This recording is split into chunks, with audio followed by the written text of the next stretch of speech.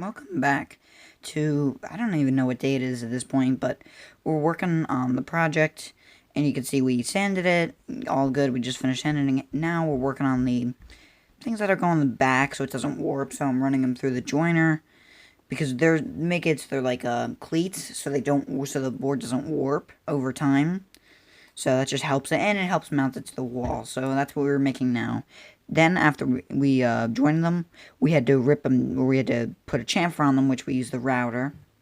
And I used the router this time, which was fun. And so we put chamfers on all the sides. The end grain, the face grain, stuff. Now, we're going to pour this on the back. We're doing this coat of epoxy. We're just doing a small thin coat of blue to make it even darker on the back, and it makes it so it doesn't warp even more, because you have to have coats on the back and the front. So we put a little bit of blue, and it made it look cool, because it made it look darker, because we weren't sure if it was dark enough, and we made it darker.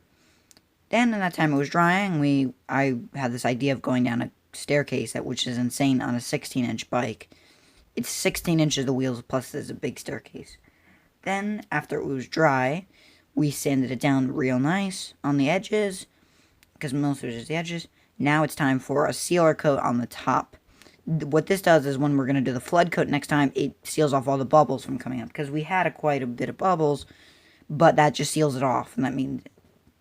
So we got that all on there, spread it out on the edges, everywhere, and we got it all nice and sealed up.